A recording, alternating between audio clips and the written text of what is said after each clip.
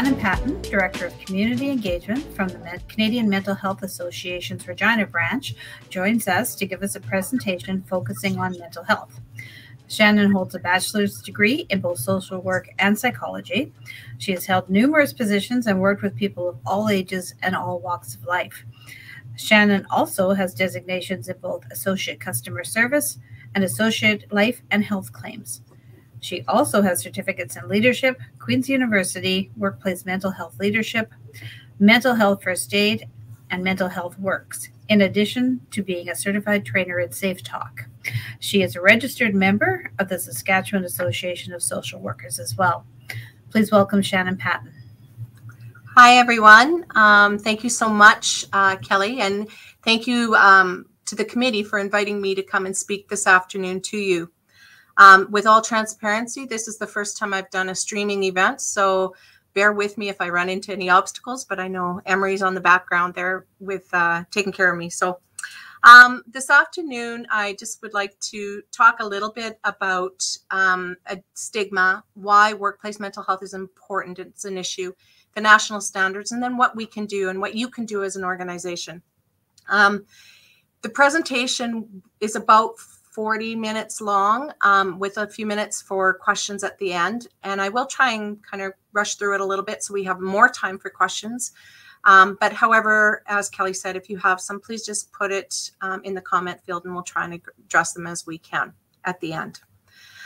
Just a little bit about me, other than what Kelly's already said. I've been here at the Director of Community Engagement for 5 years here at the Regina branch. Prior to that, I had 20 years in the claims industry with insurance. So I've been around a little bit and have learned a lot about how to incorporate healthy workplaces. Here at the branch, just for those of you that are in the Regina area, we're at 1810 Albert, and we actually are known for our members club, which is, we have over 1,300 registered members. So those are people that are all living with a mental illness each and every day. And they come here for pre-vocational programming, vocational programming, sorry. Pre-vocational would be like social recreational programming, where they can come and they can learn how to support each other. They have conversations, they belong to peer support groups. And they learn just little things about, you know, how to get out in the community and enjoy themselves that maybe otherwise they wouldn't be able to. Then in the vocational side, a lot of our members want to work, but they can't work the traditional 8-hour day. Some may only work 1 or 2 hours a week. Some, it's everything within them to be able to work 1 hour a day or 1 hour a week. And what we do here is we provide them with jobs that they are actually paid a minimum wage. So some of the things that we do is we have a kitchen, a commercial kitchen, where we serve over, in 2019, before the pandemic, we served over 18,000 meals here in 1 year. So they can work in there. They get certified in the safety, food handling safety programs. They get their certificate, they work in there. They also do odd job squads, so we're going out to communities to do yard cleanup or cutting the lawns, that kind of stuff, as well as janitorial. And then my area is the community engagement, and that's the area that goes into the community and helps the community build their capacity for understanding and awareness around mental health. And so it is a really great opportunity to go into all the schools, high schools, elementaries, post-secondaries, workplaces, and service industries, etc. So with that said, we're going to get started and see why we're really here today to talk about mental health and mental health in the workplace and building that resilient future. So what is mental health? You know, the World Health Organization defines it as a state of being in which an individual realizes his or her own abilities and can cope with the normal stressors of life. They can work productively and fruitfully and is able to make a contribution to his or her community. When we're talking about mental health, quite often you'll hear the words mental health, mental problems, mental illnesses, all kind of worded together to mean the same thing, but really they don't. When we talk about mental health, we're really talking about a person's mental well-being. So in a course of a lifetime, if, for example, You, not all people are going to have a mental illness, but everyone at some point in time will have a challenge or a mental health challenge. And that's normal. That's really our mental well-being. That's our mental health. Just like we all have those physical challenges, right? From time to time. And when we talk about mental health, again, we're talking about that mental well-being. So our emotions, our thoughts, our feelings, how we overcome difficulties, that kind of thing. And with that, there's, you know, a thing that I call mental distress. And I guess with mental distress, what we really mean from that is we've all experienced that time where you get that kind of pit in your stomach. And that pit in your stomach is really aggravating, and it kind of ticks you off a little bit. So for example, how many of you changed your winter tires to your summer tires and the very next day we got that snowstorm, and then you're trying to drive to work, or you're out on the site somewhere or something, and all of a sudden, you know, you just like, you're anxious and you get that pit, or you've got a big performance, or you got to do a presentation, and you get that feeling. That's a distress, and that goes away with healthy coping skills. It doesn't last very long, and actually it helps us to adapt. That's not a mental illness. Similarly, a mental health problem, which is sometimes causes emotional, cognitive, and physical difficulties, but it's usually due to a change in the environment. So something similar to a job loss or a divorce or a death of a loved one. And while it's very distressing for that person who's going through it, once again, with healthy coping skills and possibly even some counseling at this point, it will get resolved. The difference then with when we talk about mental illnesses is mental illness is an actual medical illness that's situated in the brain. It affects the way that we think, the way that we feel, the way that we behave, and the way that we interact with others. And it is diagnosed by a doctor or by a medical professional. And there are a number of different types of mental illnesses, and they all have different types of symptoms and conditions that combined with behavioral, emotional, and physical challenges. And so everybody reacts to them differently. So I may have anxiety, and my anxiety may be different to yours, but we still have the same illness. So stigma. Stigma refers to the negative attitudes and prejudices that are the prejudices and the negative behaviors, the discrimination towards people with mental health problems or mental illnesses. People living with mental health disorders often say that the stigma they encounter is worse than the illness itself. So we know that to be true. In fact, in 2019, a survey of working Canadians said that 75% of respondents said that they would be reluctant or would refuse to disclose a mental illness to an employer or a coworker. We also know that respondents were nearly 3 times less likely to want to disclose a mental illness like depression than physical ones. So, for example, like cancer. The top reason for this reluctance were the belief that the stigma that surrounds mental health and mental illness is very real, that not wanting to be treated differently or judged because they had a mental illness, and being afraid of negative consequences, such as the loss of one's job. However, 76% of respondents stated that they themselves would be completely comfortable with and supportive of a colleague with a mental illness. Stigma spreads fear and misinformation. It labels individuals and it perpetuates stereotypes. Stigma, imagine if we treated everyone like we treat people with mental illnesses. Here's an example. Heart disease, just another excuse for lazy people to not work. That's not what we would say, is it? We would never do that. So the Mental Health Commission actually has put together a really nice little guide here for it. They call it the Mental Health Continuum. And really what that is an individual's mental health can move from good to poor mental health along a gradient on a daily basis. So it just shows us that we can start our morning off really healthy. And for people who struggle with mental health issues and problems, they can go to the ill side of it very quickly. I'll use an example of a car. You're driving down the street and somebody cuts you off. And that may be okay. And, you know, if you're good and you're healthy, you might just kind of wave it off and say, okay. And then all of a sudden it happens again. You might react. You get a little bit more distressed with it. How come everybody's cutting me off? And then we get to that point where this, like the third person now is cut you off, to eventually where you get to the point where that last person, you may actually, if you're not mentally well, you may chase them down in your car because you're really mad. So you can go from being quite healthy to quite ill and back again all within a day.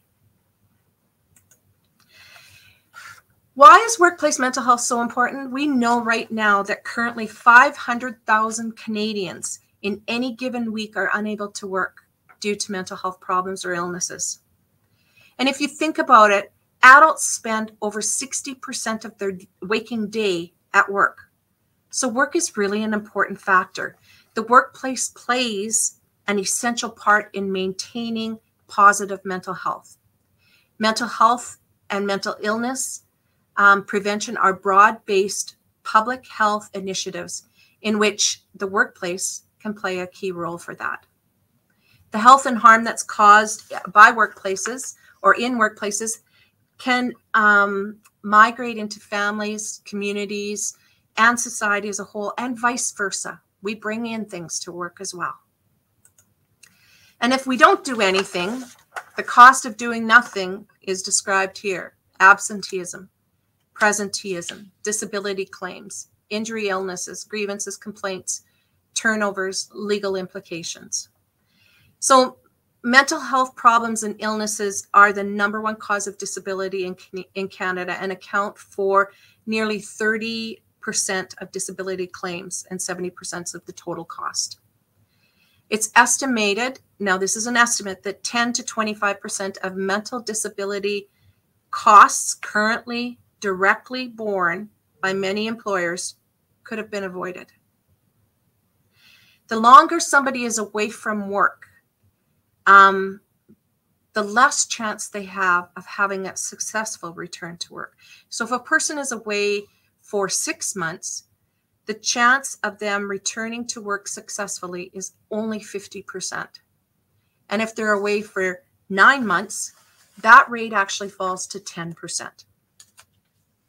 Right now, the Canadian economy, the current cost to the Canadian economy is about $51 billion. And it's estimated that if it's not addressed or the impact gets worse due to lost productivity, health problems, absenteeism, just all that kind of stuff, it will be approximately $198 billion to the Canadian economy in the next 25 to 30 years. So we need to work on this. We need to develop programs and plans and deal with it. So looking at the construction industry per se, more specifically, we need to talk about mental health in this industry. Statistics Canada estimates that 33% of workers in the construction industry reported poor mental health. And in addition, 64% of construction workers wish their employers did more to support mental health initiatives. A little closer to home, according to the WorkSafe Saskatchewan, the construction industry has one of the highest rates of suicide, with 20% of workers reporting suicide ideation in the past 6 months. Plus, 41% of those working in construction don't seek help when they have substantiated or substantial mental distress. Male construction workers also see more mental health concerns than the general population counterparts. And additionally, research shows that construction workers suffer from higher levels of anxiety and depression than the general population. So let's just look at some of the factors here that I've listed on the slide. And how do they impact the mental health in a construction? Well, unpredictable employment. So such as seasonal work, possible layoffs, contract work, and, you know, high pressure environments that have real important deadlines. Adverse working conditions, so long hours, working remotely, away from family and friends, weather challenges, living in a hotel, for example. Workers also often lack influence in decision-making processes and over the way the job is done. Workplace injury, which can lead to other issues such as chronic pain, absenteeism, and even psychological trauma. Addiction, so self-medication, being lonely and away from families. Some of the more common addictions seem to include drug, alcohol, and gambling. Now let's circle back for a second there to that workplace injury that causes the chronic pain. You go to the doctor puts you on a pain medication. And all of a sudden you become addicted to that pain medication. And that potentially can cause an exacerbation or even cause and create an issue that, you know, is dealing with an unspoken mental health issue, such as an anxiety or depression. Didn't even know about it, the doctor, but that medication is exacerbating that. And then that possibly leads to a more substance abuse of some sort. Maybe you start taking more pills. Maybe you turn to alcohol as well. And this is just a really good example of how there's a connection between the physical and the mental health. Accidental death. In Canada, there are approximately 3 workplace-related fatalities and about 1,017 per year. Violence. Approximately 1.4 million people work in the construction industry, with about 86.7% of them being male. With an environment of kind of a macho or a tough behavior and attitude, it certainly may be more conducive to bullying or harassment. Suicide.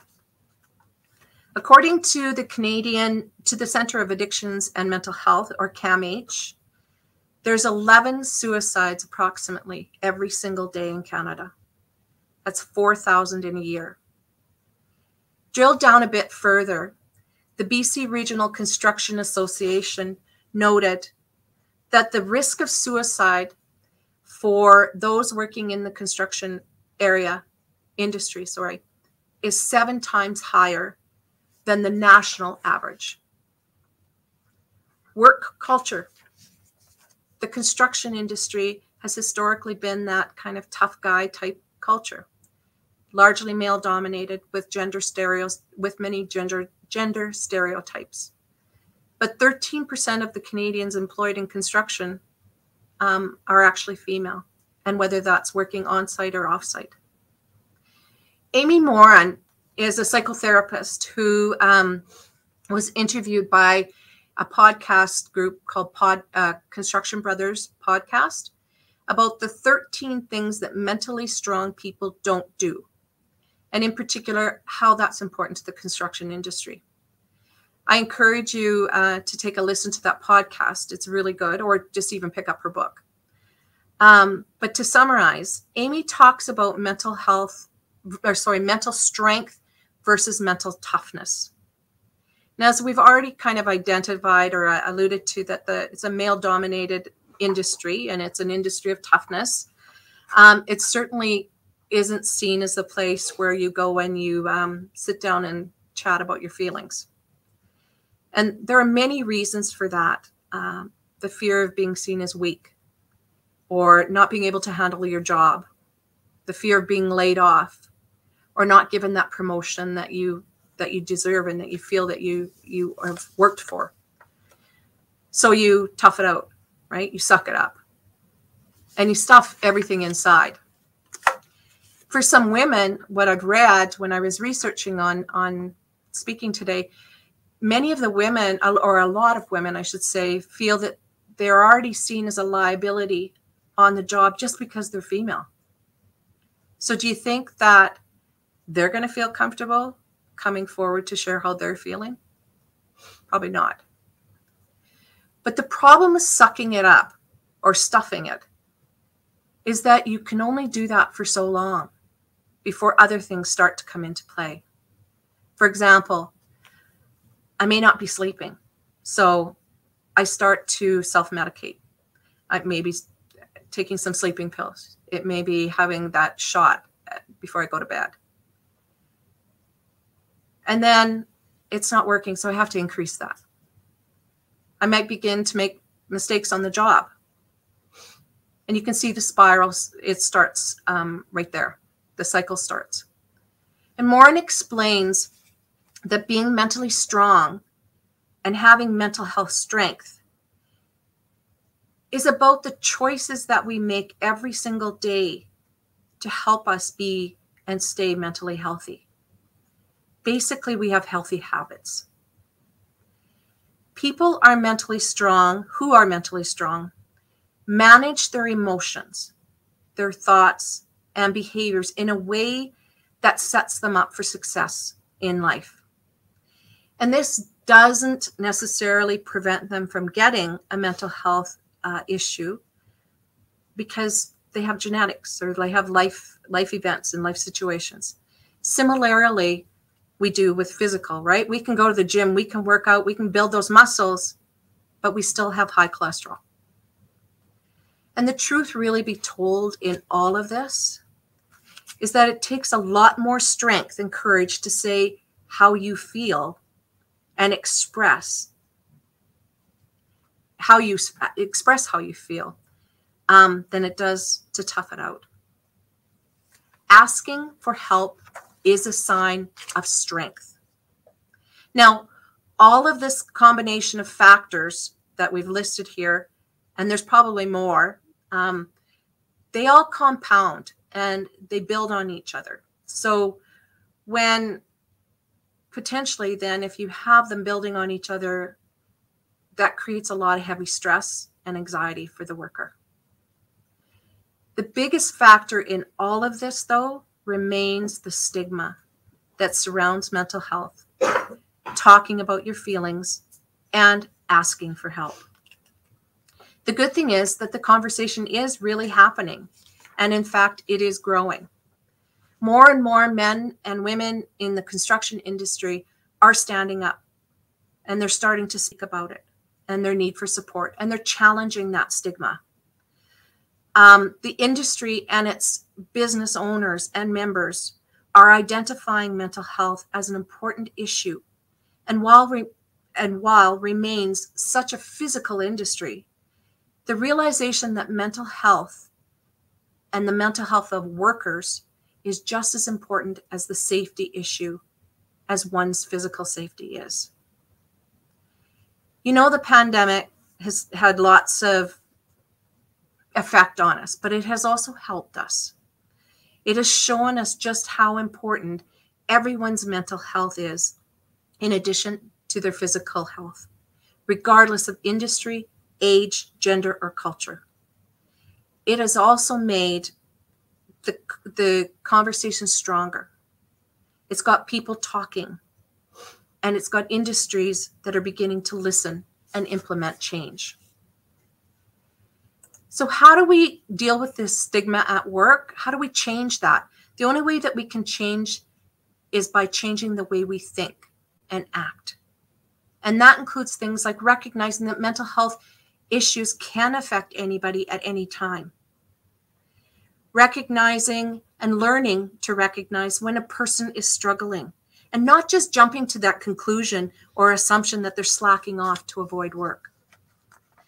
Or being aware of our own misinterpretations, assumptions, and stereotypical thinking. So our biases, and asking ourselves the questions, Are our opinions, attitudes, and actions, are they really based on fact or misinformation? Not letting our own fear prevent us from speaking to a team member who is struggling. And finally, recognizing and responding to behavior that perpetuates the stigma. Bottom line is that responding to stigma in ourselves and in others sets the tone of a positive, respectful, and mentally healthy workplace. Remember, what we say and do strongly influences others. So speaking of, next week is Mental Health Week, as well as Health and Safety, or Safety and Health, I think it's called, Safety and Health Week. And I thought it was kind of interesting because they have a lot in common. So for example, the theme for Get Real for Mental Health Week is empathy. And so an example, when somebody is struggling, you don't have to fix their pain. You tune in and you see through their eyes. This is called empathy. And if we as industry leaders and owners and safety professionals and workers work together to ensure that our workplaces are both not just physically safe, but just as importantly, are psychologically safe, we will innately experience or promote empathy because we will be conscientious of our actions, what we say, and how we treat others.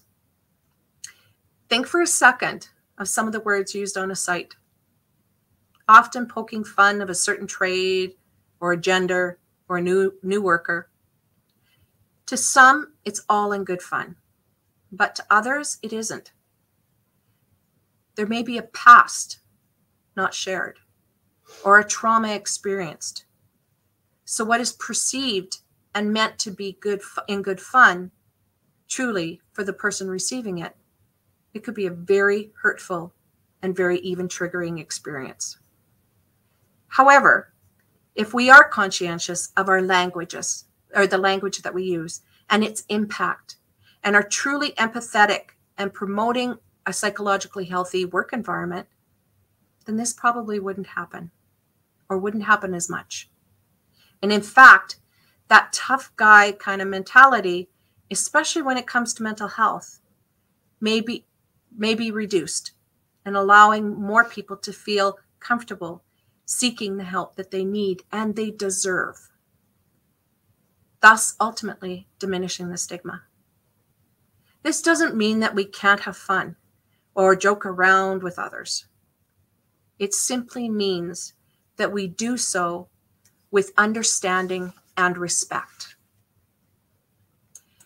So psychological health and safety, what is it? At its basic level, it's a workplace that promotes workers' psychological well-being and actively works to prevent harm to workers' psychological health, including negligence, recklessness, and intentional ways. So the mental health strategy of Canada was developed, and it calls for the creation of mentally healthy workplaces, including a broad-based adoption of a standard that we refer to as the Psychological Health and Safety Standard. So why the standard? Basically, it's because it creates happier workplaces. It enhances productivity and better health. Its safety and financial performance is better. It's improved risk management, increased recruitment, retention, and corporate and social responsibility. The goal of the standard really is to facilitate that creation of the workplace in which every effort is made to avoid foreseeable injury to the mental health of employees. So really to prevent psychological harm and promote psychological health. So I'll say that again. So really to prevent psychological harm and promote psychological health. It's voluntary. So it's a set of tools, not rules. It's aligned with existing standards and tools. So ROH&S standards. It's applicable to any organization. It's intended to enable employers and employees to measure progress. They've identified 13 factors that make up a psychological safe work environment. The standard right now is currently voluntary. It's unconnected to law. But certainly with time, and we're starting to see more and more people adopt it and carry through the standard within their workplaces. So in the absence of another yardstick, I guess, to measure whether an employer is living up to the duty of providing a psychologically safe workplace, it's likely what the courts and human rights tribunals and other bodies will refer to for their guidance. In short, the voluntary standard does not create a new legal obligation, but it does give shape and substance to the existing ones in Canadian law. So how do we recognize psychological hazards then in the workplace? And at the very simplest, it's no different than when you go out and you do an investigation for a physical, like a machine is not working right and things like that. It's the exact same thing. You listen and you observe. And you listen and observe the workers' concerns or the complaints that they've had or they're providing. They need to be heard and they need to be seen. So work through workplace inspections and things like that, they can all be noted and followed up with. For example, it might be appropriate to ask an employee about the stressors that they experience in the work environment. And, you know, the occupational health and safety team is not meant to be counselors and things like that. And they're not meant to diagnose, but they're there to be able to help provide support and get the person into the right place that they need to go to and to report and correct the issue that's happening. So it's important to involve the OH&S team and for the OH&S team to be trained in psychological safety. So what can you do? How can you build that resilient future? Well, the very first thing is you got to create a culture of support. And that involves understanding the value of both physical and mental well-being and addressing mental health issues with the same dedication and thoroughness that you do when addressing physical safety. It starts with leaders supporting workers to get the help and calling out toxic behavior. So, open communication. Talk to your workers. Ask how they're doing emotionally and physically. We know that many won't come forward and they're not going to talk to you and they're not going to talk to their supervisor because they're afraid of being seen as weak, maybe. Or maybe, you know, they're scared that they won't get that promotion. Those things that I said earlier. We need to find then an alternative way to talk to them. And maybe it's as simple as conducting a short survey or something with just a couple of questions on it. And then you can kind of pool your resources. Provide them with helplines, online surveys to assess how they're feeling and things like that. I think it's also really important to realize that people don't lie about having mental health concerns or illnesses. In fact, they typically hide it from others, saying things like, oh, they've got the flu today or they're not feeling well, when in fact, they're experiencing anxiety or struggling to get out of bed because they're so depressed. And most importantly, set a clear understanding and consistent message that it's okay to talk about their mental health. Leaders, this begins with you. Don't just pay lip service. Embrace this. My challenge for you today, if you're not already doing this, is to lead this message by example. Being vulnerable is hard, but it brings out our authentic selves and it empowers others to do the same. Educational sessions. There's so many great programs out there to access. And if you go to WorkSafe Saskatchewan through WCB, there's a number of resources on their site, both virtual learning opportunities and in person. And if you haven't visited that site lately, I would strongly encourage you to go do that and have your workers do it as well. I also think it's important to have your OH&S committee, all of their committee, trained in suicide alertness programs such as Safe Talk, suicide intervention programs such as Assist, and if possible, have all your staff and workers trained in mental health first aid, which is really comparable to the physical first aid. And just of note, again, I'm just going to reiterate that by training people that doesn't mean that they're going to be counselors and therapists, nor is the expectation there for them to be. It's simply that they're there to help others and know when to refer and who to refer to when in need. These programs really equipped them to be able to spot warning signs in themselves, their colleagues, and their loved ones. And warning signs might involve factors such as lateness, decreased productivity, distraction, lack of self-confidence, etc. Developing and promoting a consistent message, an understanding, encouraging everyone to think about how they look out for everyone else's, each other's physical safety as well as their own. Being observant and noticing their coworker who may be struggling or not themselves is really still part of looking out for each other. It's just through a different lens. Promote mental well-being. Part of promoting mental well-being involves being proactive.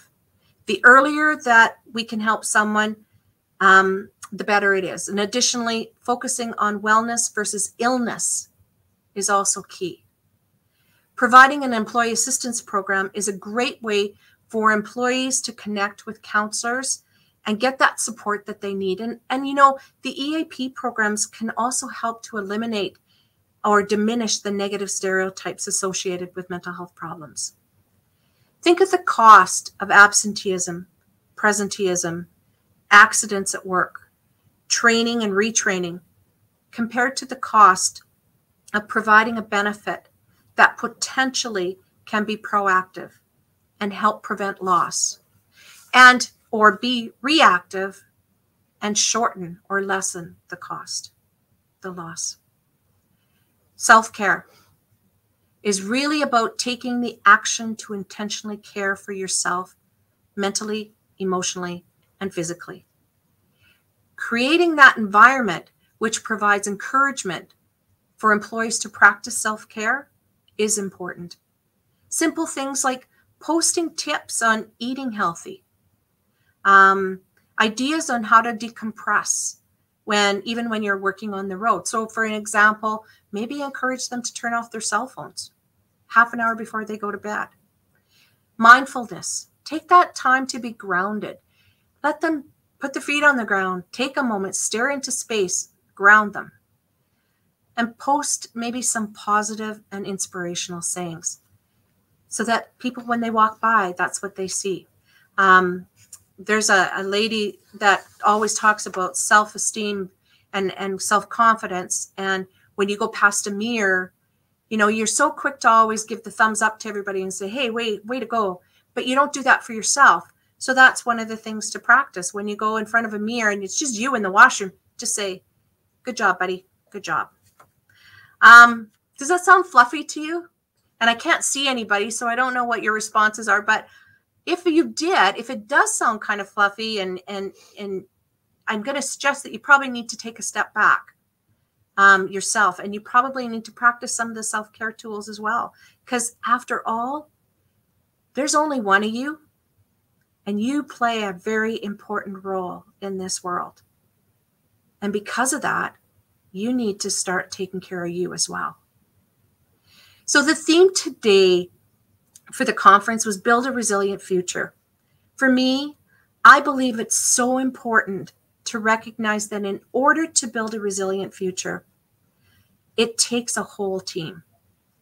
Therefore, more important than ever, ourselves and our workers need to be healthy. They are empowered, they're heard, they're valued, and part of the conversation. And if we don't, we truly can't build a resilient future if no one is there to do the work. To conclude, a workplace that fosters a mentally healthy and resilient culture is truly one that promotes diversity and inclusion. So things like we respect and value what makes us unique. It includes civility and respect. So, for example, people of all backgrounds treat each other with respect and consideration in the workplace. And accountability. And that's where all people are held accountable for their health and behavior, and employees and workers trust that their employer's process for addressing unprofessional behavior is taken care of. So with that, I just like to say thank you again. And if there's any questions or comments, I will stop sharing my screen and then I can see you guys. So this is our contact information. If you want to reach out on any of our social media channels, please do so, or send me an email directly. So. Great. Thank you, Shannon. That was very interesting. I do have a couple of questions for you. Okay. So the first one is regarding mental health programming. Where would you recommend starting in an organization? Well, actually, and that's a good question. Thank you for asking that. Probably the first place is I go back to that very last slide, and I would say that to start with the mental health programming, we have to start and ask. We need to talk. We need to find out what are we doing good right now? Where are the things that we can improve upon? And what is it that our workers are really struggling with? You might put all this energy into something in one particular area because you think that's what they need, when in fact it's something else. So starting with the analysis, right? Let's figure out first what we're doing right. If you don't have an EFAP program or an EAP program, that might be one option, right? But really it's starting with a conversation, and it starts with you. Okay, great. So do you think being mentally tough is important? You know, I do. And I say that because I believe very strongly that there's times in our life where we have to be mentally tough. For example, if somebody has been in an abusive relationship, or as a child, maybe there's some things that have happened to them. They use that as a sign of protection, that toughness, right? And that helps to get them through. And so, yeah, I think it serves a place, but I think there's a difference between toughness and strength. And I think, as I said about Amy Moran, it's really about finding that strength every single day, practicing those healthy habits that allow us to be mentally healthy. But yeah, I do think there's a bit of us there's a bit of toughness that we need. We talk about mindsets, right? Growth mindsets and fixed mindsets. It's the same kind of analogy. When we're fixed, we're kind of, this is the way it is. When we have a growth mindset, we're more open to seeing different things. And sometimes our fixed mindset is because of past behavior. So. Great. We have a request here to put the contact information back up again. Would you be able to share your screen once again? I'm going to try.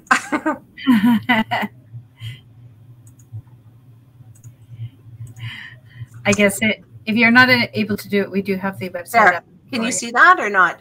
No. Oh, it's coming. There we go. So again, the website is cmharegina.com, and there's the Facebook, Twitter, and Instagram addresses there for anybody who wants to get in touch with them.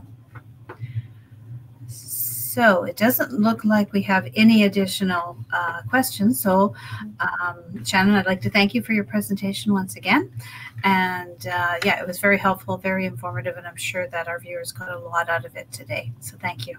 Well, thank you very much, and I appreciate it. And I just want to give a hats off to all of you for talking about this and having this conversation. And while it was really short and trying to get everything in 45 minutes there, I do want to acknowledge the fact that you did it, and that's something to be proud of.